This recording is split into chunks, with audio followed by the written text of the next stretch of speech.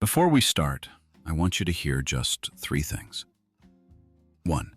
A beauty cream sold to millions of American women contained rat poison. 2. There was a device marketed as a perfectly normal grooming tool that required inserting a thin electric needle into each individual hair follicle on your body. 1 by 1. 3. There was a gadget specifically designed to reshape your nose, a metal clamp that you wore on your face. These all came from your mother's bathroom cabinet from the 1950s. Calling them horror film props would actually be generous. And today, we are going through 10 of them. Welcome back. I'm David, and if you're new here, Yesteryear Gazette is a channel about history you can actually feel. The kind that lives in old photographs, in attics, in the things your grandmother kept in a drawer and never quite explained. Today we're going back to the 1950s, a decade that looks, on the surface, like a postcard. Chrome diners, poodle skirts, that particular kind of optimism people had right after the war. Underneath all that, though, the grooming industry was doing some genuinely remarkable things. Some of it is funny. Some of it is strange in ways that are hard to explain. And some, well, you already heard the 3 I opened with. Number 1. And I'm starting here on purpose, because if you are of a certain age, or if you grew up watching your mother or grandmother get ready in the morning, this one is going to feel very familiar. Pin curls. Every night, dozens of small metal bobby pins or hard plastic rollers pressed directly against the scalp, carefully wound and clipped into place. Then you slept on them for 6, 7, 8 hours. I remember watching my mother sit at her vanity and do this. It looked like a ritual, you know? Careful, practiced, almost meditative. She'd be done in 20 minutes and then just lie down on all of that, like it was nothing. It worked, though. The next morning, perfect curls. Soft, defined, exactly right. So you really can't argue with the results, but the cost. Scalp sores from the pressure, hair breakage from the tension, and a quality of sleep that I can only imagine was not great. Women just accepted this every single night as perfectly normal. There's something almost admirable about that level of commitment, and something that makes you wince just a little. Look, I'm not judging anyone here, but I will say this. By the time we get to number 7 on this list, sleeping on metal pins is going to sound like the most comfortable thing in the world. And somewhere further down this list, women were doing something far more electric to their routines. You'll get there. Number 2 follows naturally from that.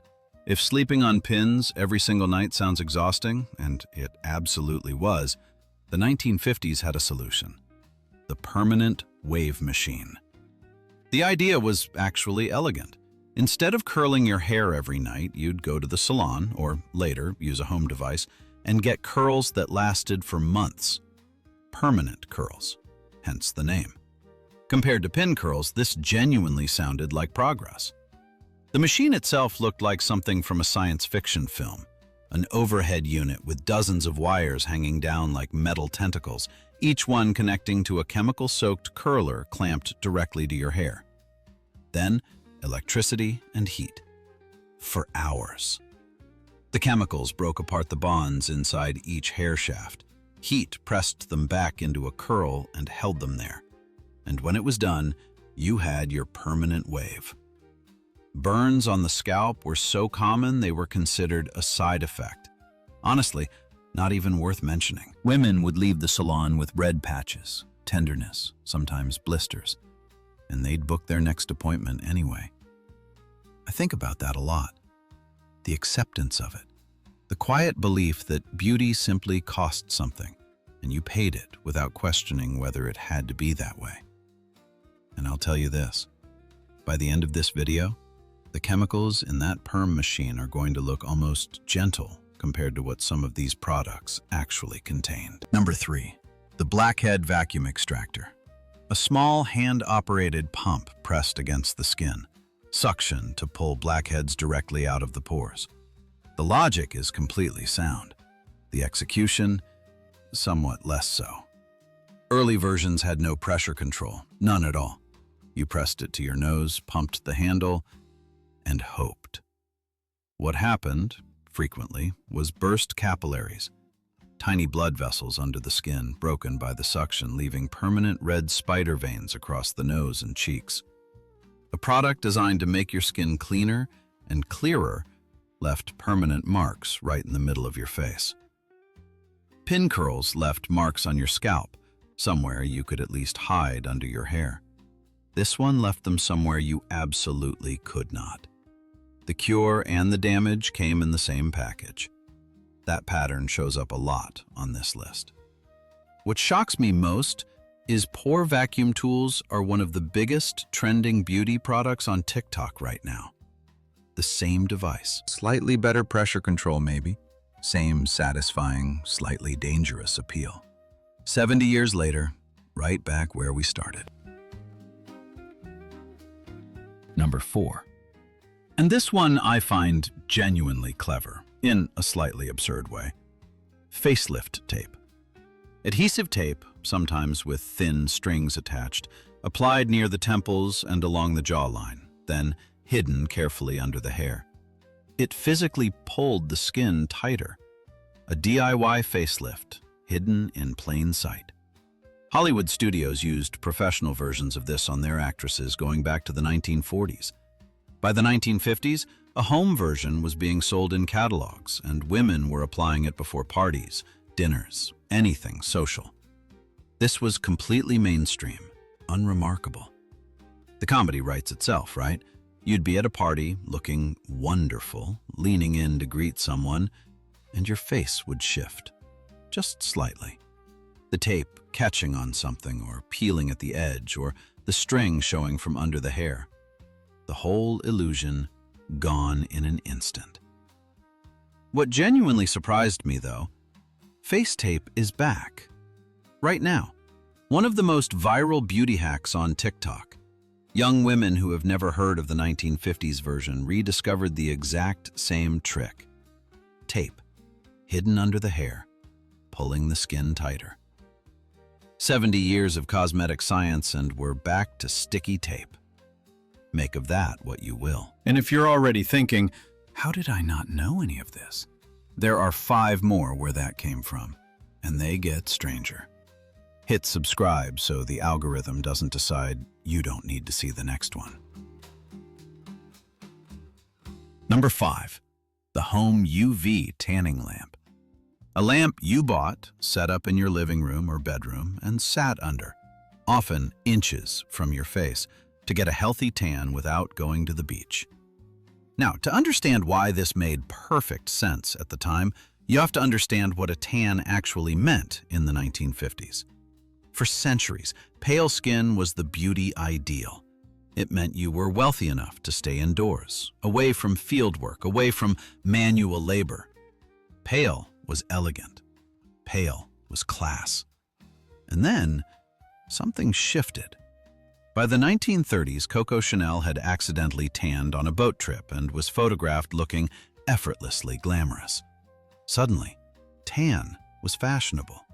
Tan meant leisure, vacations, the beach, time you didn't have to spend working.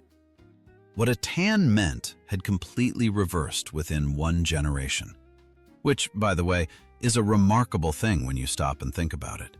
An entire beauty standard turned on its head in one decade. And by the 1950s, if you couldn't afford a vacation in the sun, you bought a lamp. No timers, no safety guidelines, UV radiation inches from your face. People fell asleep under them, severe burns. Some experienced permanent eye damage from extended exposure. The same logic runs through all of this, by the way. The vibrating belt, the pin curls, now this.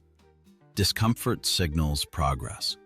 If it feels like something is happening, The brain decides something must be working. Number 6, and this one fascinates me. Less because of the machine, more because of what it says about people. The vibrating belt reducer. A large machine with a wide canvas belt you'd loop around your waist, hips, or thighs. Then it would shake you, vigorously, continuously, for 15 to 30 minutes. Sold unambiguously as a weight loss device. It did not work. At all. The physics simply do not support it. Passive vibration does not burn meaningful calories, does not reshape fat tissue. Scientists knew this, doctors knew this, and yet doctors endorsed it. Gyms installed rows of these machines. Sears put it in their catalog right between kitchen appliances and garden tools. It sold millions of units. Millions. Why? There's a psychological principle called effort justification. When you do something uncomfortable, something that takes time, feels physical, requires you to show up, your brain becomes strongly biased toward believing it worked. The discomfort becomes proof of effectiveness. The machine shook you around for 20 minutes. You felt it in your body, and feeling something was enough. Waist trainers, detox teas, fat-burning compression gear sold on Instagram, thermogenic shapewear that promises to make you sweat more in specific places. Same principle, different packaging. The scam didn't evolve, only the aesthetic around it did. That's the part that stays with me the most. If this video is making you look at your bathroom cabinet a little differently, share it. Genuinely. Someone you know needs to see this. Number 7. And before I tell you what this is, I want to try something first. A quick thought experiment. Please, close your eyes and imagine. You take a thin needle. You insert it into one hair follicle on your skin. You pass a small electric current through the needle. You feel a brief sting. You remove the needle. And then you move to the next one by one, every single follicle, for hours. What would you call that? A scene from a thriller? An interrogation technique? Something that belongs in a very different kind of video? Right.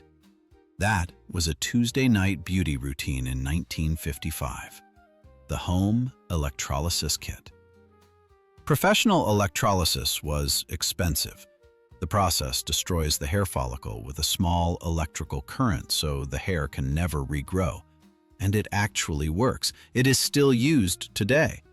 But professional sessions were beyond what most women could afford. So they sold home kits.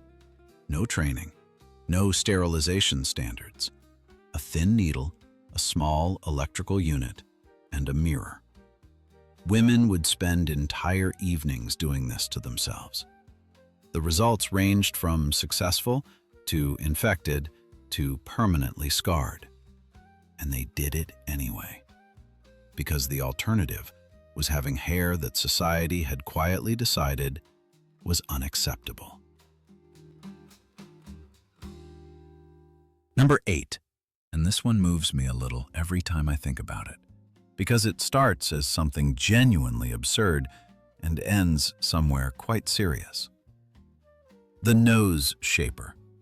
A spring-loaded or padded metal clamp worn on the nose, sometimes during the day, sometimes overnight, designed to gently reshape the cartilage into a more ideal form. Sold in beauty catalogs, advertised in women's magazines alongside lipstick and perfume. First, the science. Cartilage does not reshape from gentle external pressure. It simply does not work that way anatomically. These devices had zero effect on nose shape, zero measurable result. If the people selling them had been Pinocchio, theirs would have been the only noses that actually changed shape from selling this thing. But I need you to stay with me here, because this goes somewhere darker, and it deserves that moment.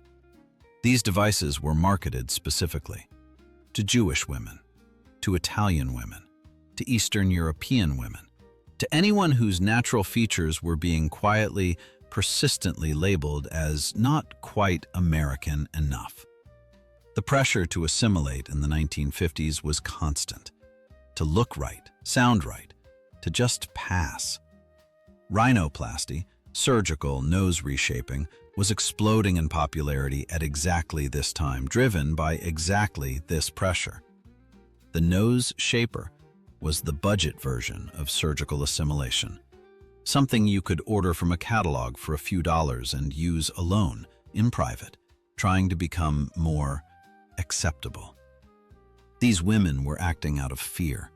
Calling it vanity would be missing the whole point entirely, and someone looked at that fear and decided to sell them a metal clamp and call it hope. I think that deserves a moment. Number 9. The one I opened this video with. And I saved it for last because of everything on this list. This is the one that makes me genuinely angry when I sit with it long enough. The Depilatory Cream. Hair removal cream, sold for legs, arms, and other areas. Available in pharmacies. Advertised alongside lipstick and perfume. Completely normal. Completely unremarkable. Except some early formulas, popular ones, widely distributed ones, contained thallium acetate. Thallium is a heavy metal. It is toxic. At the time, it was being actively used in rat poison and insecticides, and it was also, apparently, being put into beauty cream. Just sit with that for a second. The reasoning, such as it was, thallium disrupts the growth cycle of hair follicles. So, yes, technically, it removes hair. It removes it by poisoning the cells.